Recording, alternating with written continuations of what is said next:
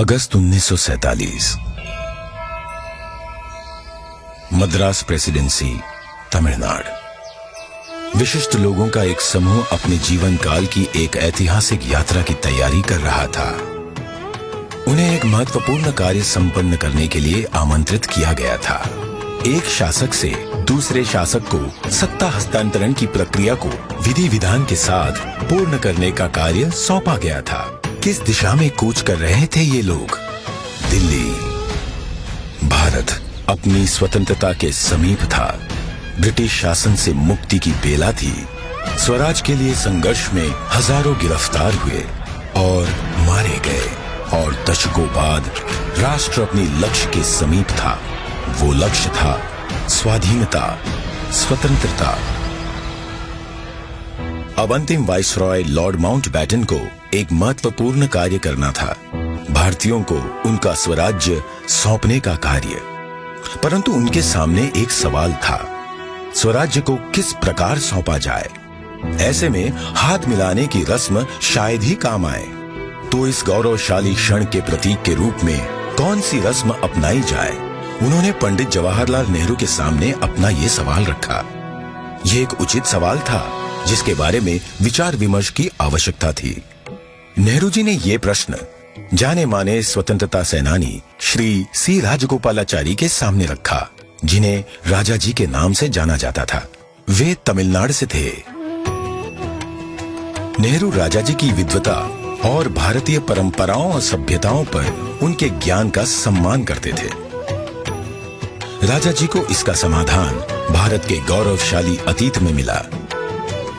तमिलनाडु के चोया साम्राज्य में, जो भारत के प्राचीनतम और दीर्घकाल तक चलने वाले साम्राज्यों में से एक था, एक चोया सम्राट से दूसरे सम्राट को सत्ता का हस्तांतरण नीति परायणता के प्रतीक अर्थात सेंगोल सौंप कर किया जाता था।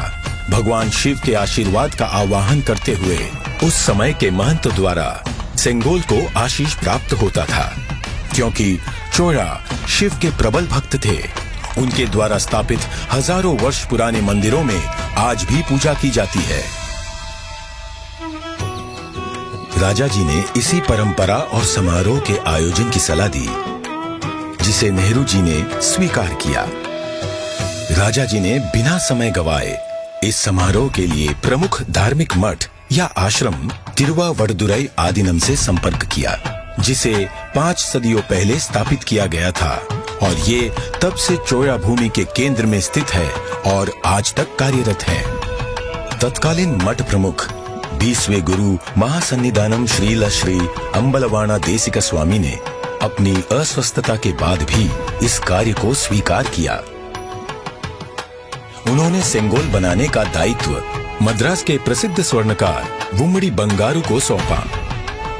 सेंगोल के शीर्ष पर नंदी विराजमान थे, जो कि शक्ति, सत्य और न्याय के प्रतीक हैं। सेंगोल बनाने के समय को याद करते हुए 96 वर्षीय श्री वुम्मड़ी एतिराजुलु कहते हैं, आदिनम किसी की सिफारिश पर हमारे पास सेंगोल का निर्माण का न्योता लेकर आए थे।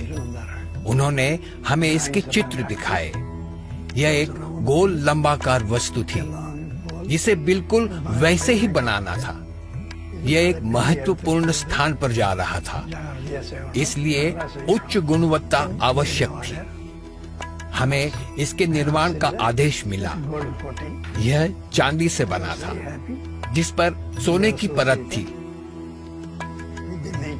आधीनम के सानिध्य में इस निर्माण से जुड़कर मैं बहुत ही प्रसन्न था। स्वतंत्रता सबके लिए गौरवशाली क्षण था, पर आधीनम द्वारा हमें सेंगोल निर्माण का दायित्व सौंपने से उस क्षण का महत्व बढ़ गया था।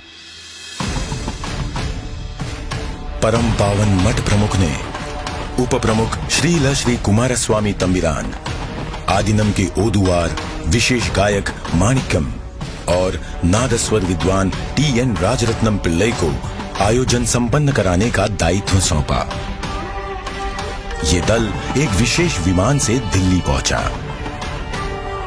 14 अगस्त 1947 की रात्रि को श्रील श्री कुमारस्वामी तंबिरान ने रीतिनुसार सेंगोल को लॉर्ड माउंटबेटन को सुपुर्द किया।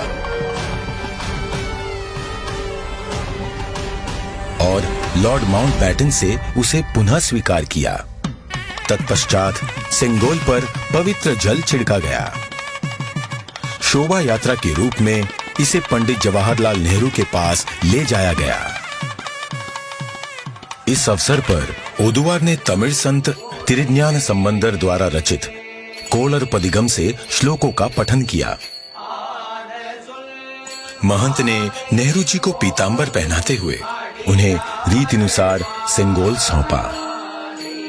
अडियारगल वाणिल अरसालवार आणई नमते, अर्थात ये हमारा आदेश है कि ईश्वर के अनुयायी राजा स्वर्ग के समान शासन करेंगे। इस वाक्य से श्लोक का समापन हुआ। इस प्रकार 1000 वर्ष पूर्व की सभ्यतागत प्रथा के अनुसार दक्षिण और उत्तर के असाधारण एकीकरण द्वारा राष्ट्र को एक सूत्र में पिरोते हुए शासन का हस्तांतरण हुआ। तत्पश्चात नेहरू जी ने श्री राजेंद्र प्रसाद सहित कई नेताओं की उपस्थिति में सेंगोल को स्वीकार किया। आगे चलकर श्री राजेंद्र प्रसाद भारत के प्रथम राष्ट्रपति बने।